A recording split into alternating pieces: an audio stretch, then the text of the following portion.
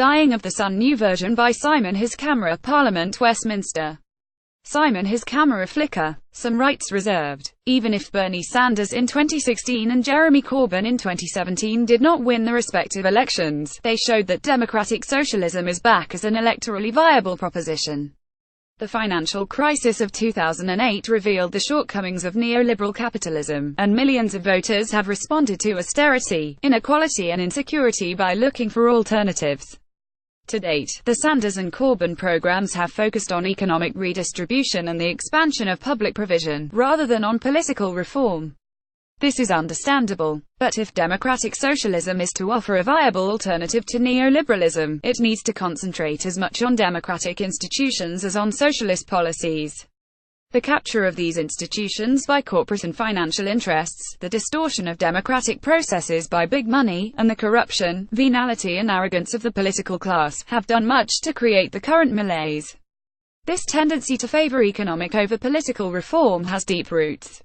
The Labour Party, from its earliest days, has concentrated on securing better material conditions for the organised working class within the existing state, a state whose constitutional structures bear more than a passing resemblance to those of the 1689 settlement.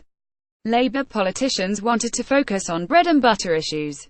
But, as the 2008 crisis revealed, the central bank can give a lot of bread and butter to favoured sectors under the cover provided by an unreformed state.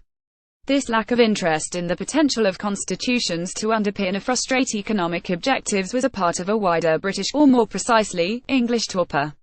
Unlike much of Europe, the UK missed out on a 1789 or 1848 revolution and emerged from two world wars without a formal refoundation of the state on a written constitution. The Blair reforms, which introduced the Human Rights Act, the new Supreme Court, and devolution, retained the essential features of the ancestral state, and led to more anomaly and incoherence rather than a new democratic constitutional settlement.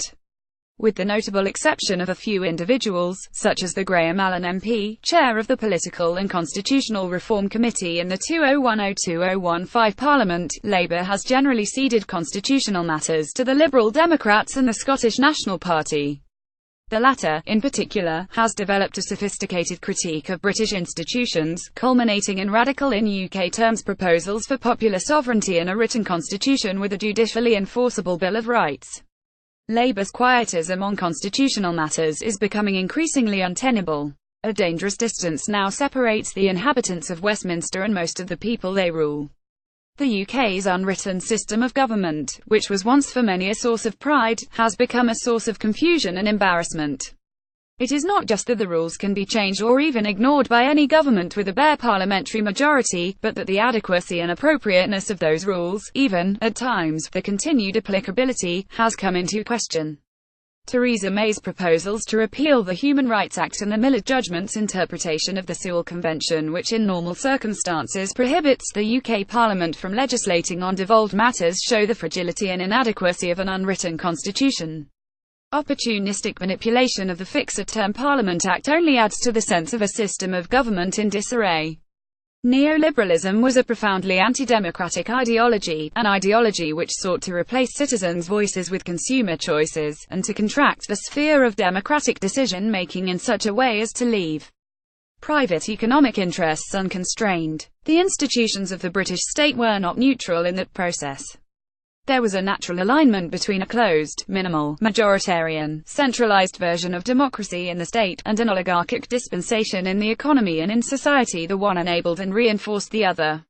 Other countries, with more inclusive democracies, stronger constitutional foundations and a wider distribution of political power, were able to mount a more successful, if still only partial, resistance to neoliberalism. If Corbyn forms the next government, he will do so with a mandate for profound economic and social change, that requires as much attention to be paid to renewing democracy on the constitutional front as to reinventing socialism on the economic front. The 2017 Labour manifesto contained a commitment to a constitutional convention, but offered few details on what that might mean. Perhaps they envisage just another lukewarm royal commission, proposing minor reforms. However, if this were to be a real constitutional assembly based on widespread and egalitarian participation, with the power to draft, subject to public ratification, a new constitution, then it would be an opportunity for real democratic renewal, the necessary political dimension to a reformed political economy. The unwritten constitution, rooted in ceremony and tradition, maintains a culture of deference, not of citizenship. At the heart of any new constitution must be a commitment to citizenship and popular sovereignty. The UK's unwritten system starts from the Crown and works begrudgingly downwards. A democratic constitution would start from the people, and work up with public institutions in the service of the people. From that basis, we can then begin to address, from first principles, questions such as how to represent the people, how to protect rights, and how to hold those in public office fully accountable. This is not a distraction from social and economic policies, but a foundation for them. Oligarchy does as oligarchy is. It brings forth rotten fruit from its rotten nature. One can no more expect egalitarian prosperity from the ancient constitution than milk from a vulture, as Neil Acheson likes to say. Without a new constitutional order, and the ferment of mutual education necessary to create it, any economic reforms achieved by a Labour government will not be understood by the public and will be vulnerable to the inevitable right-wing counter-attack. The left must consider not only what policies should be put in place, but also what institutional mechanisms and decision-making structures can keep policies in line with people's real interests, and can prevent them from being captured and colonized by oligarchic corporate and financial powers, or subverted by corrupt politicians and public officials. Constitutions have much anti-oligarchic potential. We can ameliorate the housing crisis through legislation. We will only solve it if we change the constitutional relationship between the people and the land. We can roll back privatization in the public sector, but we will only develop new forms of collective provision if we make their administration more transparent and accountable. We can curb the excesses of the private sector, but we cannot create a dynamic cooperative economy unless we create systems of oversight that take seriously Machiavelli's warning that anyone seeking to organize a republic must take it for granted that all men are evil and that they will always act according to the wickedness of their nature whenever they have the opportunity. Britain now needs more than a new government. It needs a substantially new state. The ambition of a genuinely popular movement should be to build that new state. The UK has the advantage of being a large adopter of constitutionalism.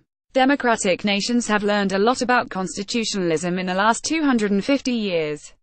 We do not have to look to 18th century models like the United States, a constitution that was designed to frustrate as much to enable democracy, but can turn elsewhere, to democratic constitutions such as those of Sweden or South Africa, for example, for guidance. Even union itself should be open to review. The UK's constituent nations might reasonably decide that keeping the UK together with complicated federal arrangements is simply not worth the expense and complication, and that inclusive democracy might be better served by the creation of independent countries. Or maybe federalism can be made to work. In any event, only a constitutional assembly can reboot democracy, drawing reforming energy into the constitutional process, and decisively taking power away from those to possess wealth and office and putting it into the hands of the rest of us, from the few to the many.